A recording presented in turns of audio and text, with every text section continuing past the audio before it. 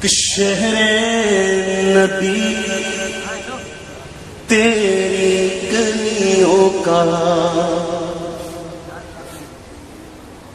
شہر نبی تیری گلیوں کا نقشہ ہی کچھ ایسا ہے۔ کسی نے سوال کیا ہے کہ عمرہ اور حج پر جانے والوں کے لیے سعودی امام کے پیچھے نماز ادا کرنا کیسا ہے؟ جو عمرہ اور حج پر جاتے ہیں ان کے لیے سعودیہ کے ائمہ حضرات جو ہیں ان کے پیچھے نماز ادا کرنا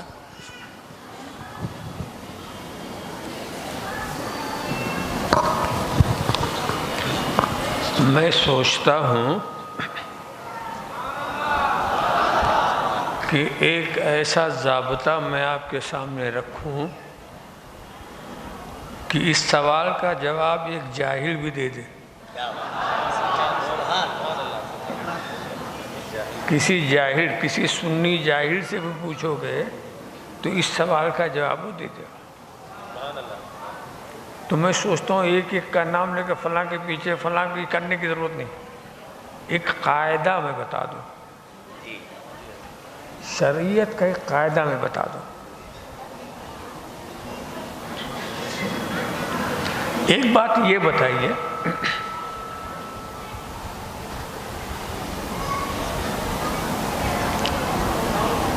کہ نماز پڑھنے کا طریقہ شریعت نے بتایا، کس کی اقتداء کی جائے نہ کی جائے اس کے احکام شریعت نے بتایا، اسے کچھ اصول ہے نا۔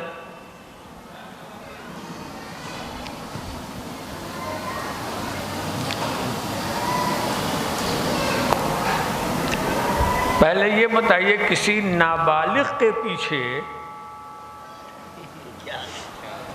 کوئی نماز پڑھے تو اس کی نماز ہوگی بالغ، کسی نابالغ کے پیچھے کوئی بالغ نماز پڑھے تو کیا اس کی نماز ہوگی؟ یہاں کی عوام ہی اتنی سمجھدار ہے کہ اتنے مسائل کو خوب جانتے ہیں۔ اچھا، معلوم ہے کہ بالغ کی نماز نابالغ کے پیچھے نہیں ہوگی، اس لیے نہیں کہ وہ نابالغ کافر ہے، اس لیے نہیں کہ وہ گمراہ ہے، وہ مسلمان ہے، سنی ہے، سب کچھ ہے، مگر نابالغ ہے۔ بالغ کی نماز نہیں ہوگی، کیوں؟ بالغ پر نماز فرض ہے، نابالغ پر نماز فرض ہی نہیں۔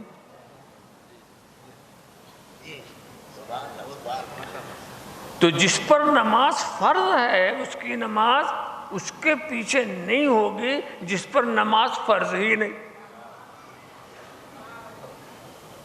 یہ وجہ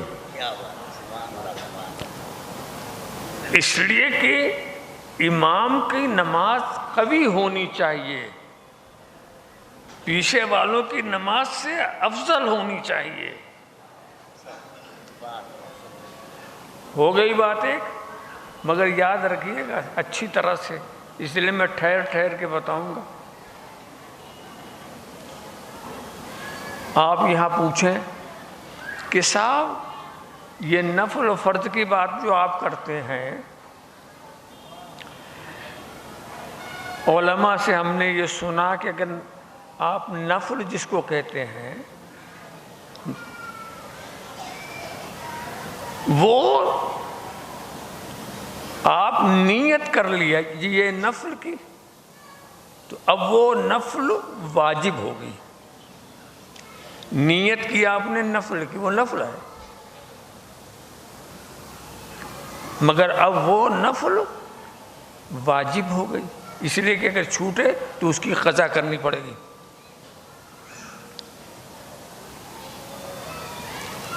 سمجھے؟ تو نابالغ بھی اگر نماز پڑھتا ہے اس پر فرض تو نہیں مگر نیت کر لیا تو اثر واجب ہے۔ ارے بھائی اس کے اپنے واجب کرنے کی بات اور ہے اور خدا کا کسی کو فرض بتانے کی بات اور ہے۔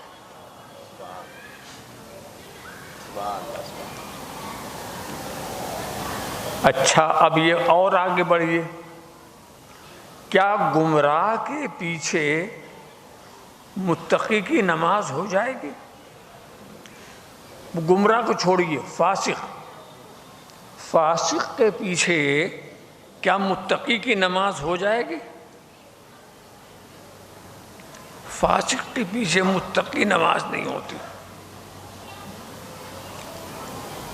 فاسق اسے کہیں گے جس کا عمل خراب ہو، متقی اسے کہیں گے جس کا عمل صحیح ہو۔ تو فاسق کے پیچھے متقی کی نماز نہیں ہو سکتی۔ اب پوچھئے، کیا کسی گمراہ کے پیچھے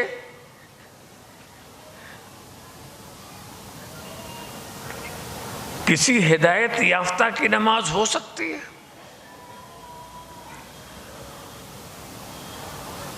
گمراہ کے پیچھے آپ کی نماز نہیں ہوگی۔ یہ شریعت کے احکام، وجہ کچھ بھی ہو مگر یہ احکام ہے کہ نابالغ کے پیچھے بالغ کی نماز نہیں ہوتی، فاسق کے پیچھے متقی کی نماز نہیں ہوتی، گمراہ کے پیچھے ہدایت یافتہ کی نماز نہیں ہوتی۔ یہ ہے نا؟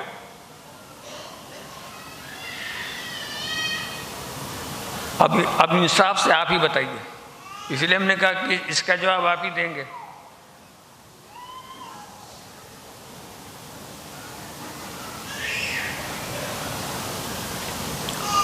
آپ یہ جانتے ہیں فاسق وہ ہے جس کا عمل خراب، گمراہ وہ ہے جس کا عقیدہ خراب۔ عقیدہ خراب ہے تو گمراہ، عمل خراب ہے تو فاسق۔ سمجھا؟ اب آپ سوچ لیجئے، جو اسلام نابالغ کے پیچھے بالغ کی نماز نہیں، اور ایسے فاسق کے پیچھے متقی کی نماز نہیں، یعنی جس کا عمل خراب ہے اس کے پیچھے نماز نہیں، تو جس کا عقیدہ خراب ہے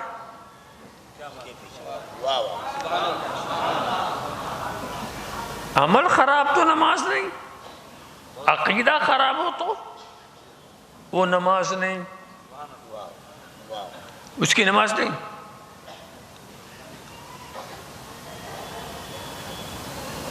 اب ہم سے آپ مت پوچھئے کہ فلاں کے پیچھے نماز ہوگی کہ نہیں، فلاں کے پیچھے نماز ہوگی نہیں، یہ دیکھو کہ اس کا عمل خراب ہے کہ عقیدہ خراب ہے۔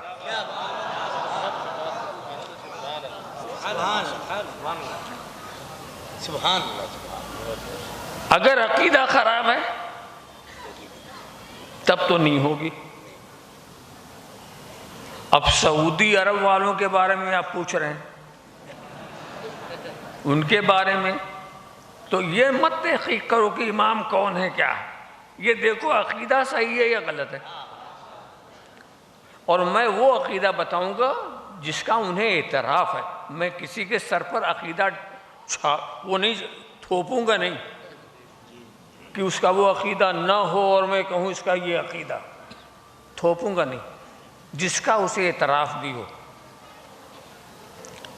سعودی عرب کے جتنے علماء اور جتنے ائمہ ہیں ان کا یہ عقیدہ ہے کہ اللہ کے رسول کا وسیلہ پکڑنا، یہ ان کا عقیدہ، اس کا وہ اعتراف کرتے ہیں۔ نبی سے توسل کرنا، انبیاء اور اولیاء کو وسیلہ بنانا، یہ شرک ہے۔ اور آپ کا عقیدہ یہ ہے، یہ ایمان ہے۔ تو ان کا عقیدہ کچھ ہوا، آپ کا عقیدہ کچھ ہوا۔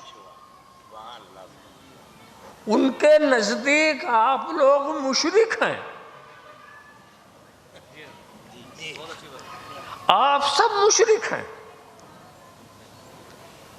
جو نبی کا وسیلہ پکڑتے ہیں، جو اولیاء کا وسیلہ پکڑتے ہیں، جو آستانوں بزرگوں کے آستانوں پر جایا کرتے ہیں، یہ ان کے اس عقیدے پہ سب مشرک ہیں۔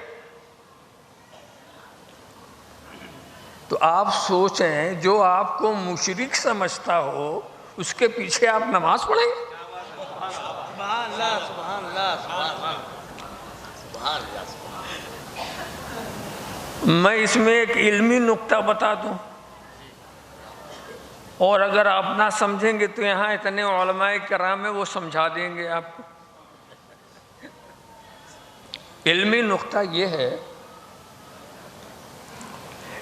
کہ یہ سعودی امام کا عقیدہ توسل بالانبیاء و توسل بالاولیاء یہ حرام ہے، یہ ان کا عقیدہ ہے، یہ ان کی کتابوں میں بھی ہے، اور ان سے پوچھو تو بتائیں گے بھی کہ ہاں ہم یہ مانتے ہیں، یہ ان کے سر تھوپا نہیں جا رہا۔ اچھا، تو جب ان کے نزدیک آپ مشرک ہیں تو آپ جانتے نہیں، نماز میں جو امامت کا تعلق ہوتا ہے نا، امام اور مقتدی میں ایک روحانی رابطہ ہوتا ہے۔ امام اور مقتدی میں جب آپ کسی کو امام کہتے ہیں تو ایک روحانی رابطہ ہوتا ہے، اور کم سے کم اس رابطے کا نتیجہ کیا ہوتا ہے کہ آپ کو یقین ہو کہ ہمارا امام غلطی پر نہیں ہے، جس امام کے ہم پیچھے پڑھ رہے ہیں وہ ہمارا خطا پر نہیں ہے، یہ اعتقاد ہونا چاہیے۔ اگر آپ کا اعتقاد یہ ہے کہ ہمارا امام ہی گمراہ تو وہ روحانی رابطہ نہیں پیدا ہوگا۔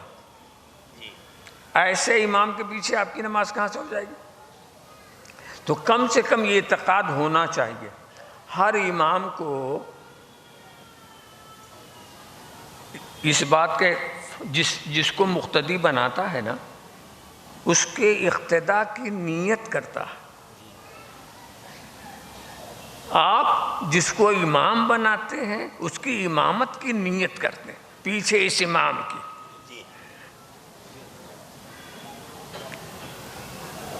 اور وہ آگے ان مقتدیوں کے،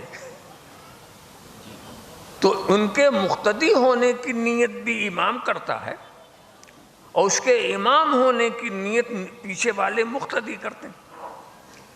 اگر وہ نیت نہ کریں تو نماز نہیں ہوگی۔ کوئی ہمارے پیچھے آ کے کھڑا ہو جائے، ہم اس کی اقتداء کی نیت نہ کریں تو ہم اس کے امام نہیں، وہ ہمارا مقتدی نہیں۔ ایسے کھڑے ہو جانے، ہمیں نیت کرنا ضروری ہے، وہ نیت کرے کہ ہم اس کے امام ہیں، ہم نیت کریں وہ ہمارا مقتدی ہے، تب تو معاملہ ٹھیک ہے۔ مگر اس میں کسی کی نیت میں گڑبڑی ہو گئی تو نماز نہیں ہوگی۔ اب یہ بتاؤ، سعودی امام جو توسل بالانبیاء توسل بالاولیاء کو شرک بتاتا، وہ ایسوں کو اپنا مقتدی کیسے بنائے گا؟ وہ ایسے کو اپنا مقتدی کب بنائے گا جو توسل کے قائل ہے؟ اس لیے کہ اگر مشرک کو اس نے اپنا مقتدی بنا لیا تو وہ خود مشرک ہو گیا۔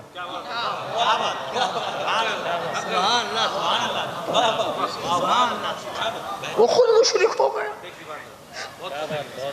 تو وہ کیوں بنائے گا؟ نہیں بنائے گا۔ جب وہ نہیں بنائے گا تو پھر اس نے تو آپ کو مقتدی مانا ہی نہیں، آپ کی اقتداء ہوئی کیسے؟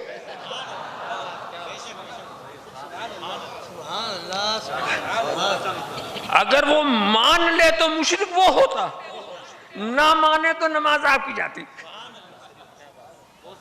تو ایسے کے پیچھے کیوں کھڑے ہوتے ہو کہ نماز پڑھ کر بھی نماز نہیں پڑھی؟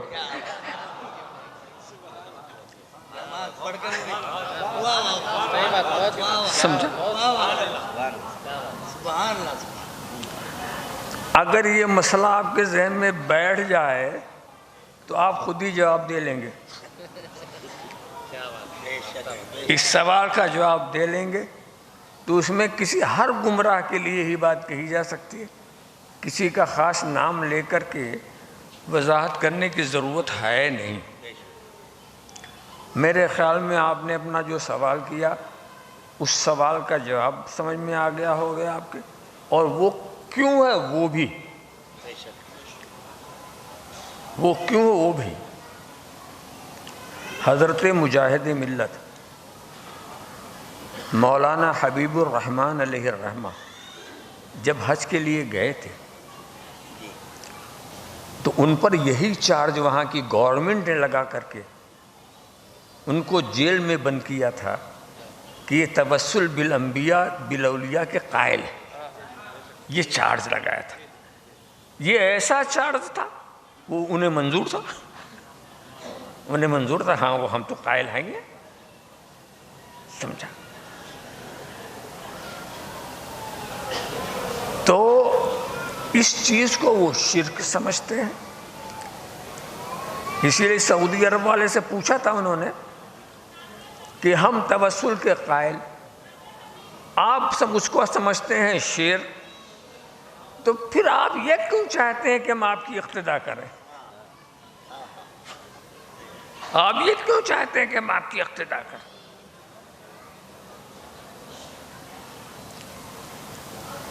یہی الزام رکھ کر کے ان کو قید کیا گیا، تو پتہ چلا یہ ان کا عقیدہ۔ اور جب عقیدے کا فرق ہو جائے تو نماز کہاں سے ہوگی؟ رب تبارک و تعالیٰ، یہ صحیح ہے جماعت سے نماز پڑھنا بڑی فضیلت کی بات ہے، مگر وہ جماعت صحیح ہو۔ جماعت اگر صحیح ہی نہیں تو جماعت ہی نہیں۔ تو اس نقطے کو ذہن میں رکھیں، اور اس سرزمین میں اگر کوئی ایک نماز بھی آپ کی قبول ہو گئی تو اس کو اللہ کا فضل سمجھیں۔ اصل میں نماز سے اللہ کی عبادت مقصود ہے، اس کو راضی کرنا مقصود ہے، اور اللہ کو راضی کرنا ہے تو اپنے بنائے ہوئے اصول سے نہ راضی کرو، ہم جیسے چاہیں وہ راضی ہو جائے، بلکہ اسی سے پوچھے تو کیسے راضی ہوگا۔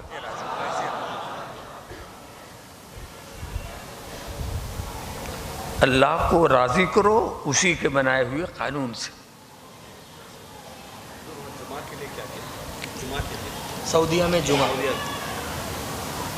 آپ لوگ سب مسافر ہوتے ہیں، کسی پر جمعہ واجب نہیں، سب پر ظہر فرض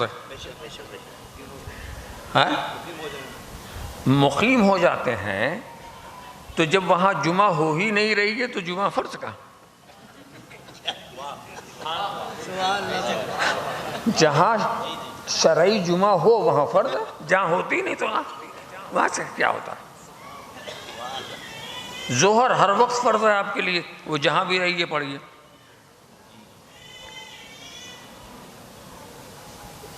اور جماعت کا معاملہ، وہ اپنا الگ جماعت اگر مسجد میں نہیں کر سکتے تو گھر میں کر لیجئے، ہوٹل میں کر لیجئے، کہیں بھی کر لیجئے، جماعت کرنا ہے نا۔